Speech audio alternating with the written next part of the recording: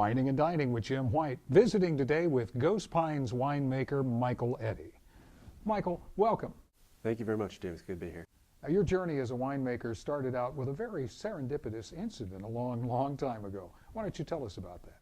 Well, food was definitely the start for me. That's where it all began. And I suppose the event that I remember most clearly was my first cookbook that I owned of my own, which was The Frugal Gourmet Cooks with Wine. And I remember it probably around 11 years old, reading through the back of that. There was a passage on different wine types and bottle types and all that, and being fascinated by the diversity, the fact that so many pages could be dedicated to one type of drink. And so that, I think, was really what sparked that kind of that seed that really stayed in my brain as I continued to become more and more interested in food. Now, like a lot of students during college, you had a job in a restaurant, but you had an opportunity to kick it up a notch and do some mighty interesting experimentation. Why don't you tell us about that, please? Yeah, so I cooked in a Japanese kitchen for almost the entire time that I was getting my undergraduate degree at Humboldt State University. And at that time, of course, being an undergrad, I didn't have a whole lot of money to go out and spend on wine, but I developed an interest in beer. And beer was great because I could go out and buy 10 beers, every one of them from a different country around the globe, bring them in, share them with my friends at the restaurant, and we could talk about them on a slow night. And I could do that for $15 or $20, and I couldn't really do that with wine. So that really opened my mind to styles and stylistic differences and different countries in their approach to beer.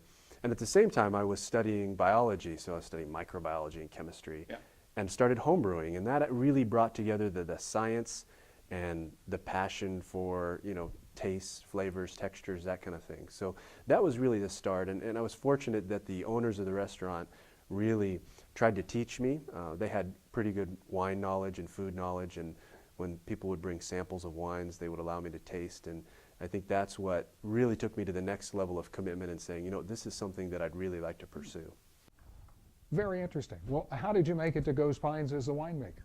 Well, Ghost Pines has been a bit of an evolution, and I think to talk about Ghost Pines and where Ghost Pines came from, you have to actually start with another winery, and that's Martini Winery, a name that many people will recognize. Certainly has a lot of tradition within the Napa Valley, has started in the 30s, and I was fortunate enough to work for a couple of harvests on the Martini wines. So I feel a real good connection to the history and the heritage. I worked with Mike Martini and worked on blends with him, was able to hear him talk about his grandfather and his father and the history of the winery. And for me, when you're doing something creative, it always helps to have some kind of inspiration to connect you to what you're doing. I try to think just like Louis Martini did back when he was in his early days. In those early days, there wasn't a Napa Valley as we think of it today. It was not an icon, it wasn't a brand. And he probably just went out and looked for really good grapes. He looked for good soil, good climate, well-farmed vines. That's what made great wine, and that's what he was after. And in fact, he was able to find an outstanding vineyard called Monte Rosso that is now practically world famous and happens to be in Sonoma County. So that's what I'm doing when I'm making the Ghost Pines wines. I am trying to drop all of the boundaries that we normally think we have to live under when we're making a wine. So I'm not trying to make a Napa Valley wine or a Sonoma County wine. I'm going out and just looking for really good vineyards with really well-farmed grapevines that produce outstanding grapes. And that's the creative inspiration for Ghost Pines. I think it'd be great if you'd take us through each of the great Ghost Pines wines and tell us a little bit about the characteristics of each one. Sure, absolutely. Okay. The Chardonnay we source from 3 different areas. And as I was saying, the creative inspiration for Ghost Pines is to really kind of think outside of the box of traditional what we would call appellations or American viticultural areas. So I'm going out and finding vineyards from all sorts of areas that have the right climates. With Chardonnay, that actually is 3 separate areas. It's Sonoma County, Napa County, and Monterey County. Now, Napa County gives us really ripe Chardonnay flavor. So that's going to be baked apple, ripe, juicy red apples. The Sonoma County is actually from the Russian River area, and there you get a lot of incredible mouthfeel, really good fruit ripeness, but mostly the mouthfeel, the structure of the wine. And then finally, the most predominant in our Chardonnay is the Monterey County, which is from the Santa Lucia Highlands. And Monterey County is a very, very cool growing area. So you get much more citrusy, lemon peel, lemon juice, real vibrant, and that's what gives life to the wine. So you get this nice texture and richness from the Russian River. From Napa you get that fruit ripeness, and then from Monterey County you really get some life into the wine. It gives it a real zesty, lively quality. Ah, okay. And then we have a Merlot. That's correct. So Merlot, with both the Merlot and the Cabernet, we're sourcing from two very well-reputed areas in the North Coast, Napa County and Sonoma County. And for both of those, I have a similar idea of what I'm going to be getting from each area. Napa is going to give me the structure. Napa puts shoulders on the wine. It gives it muscle and density. And the Sonoma County is going to add character to the wine. So that's fruit ripeness. It gives it the pop, the ripeness, the jamminess.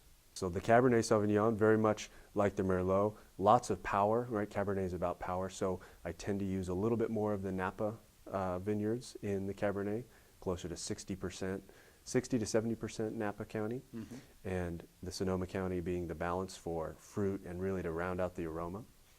Zinfandel is a tricky one, but a lot of fun. I get my grapes for the Zinfandel from two different areas.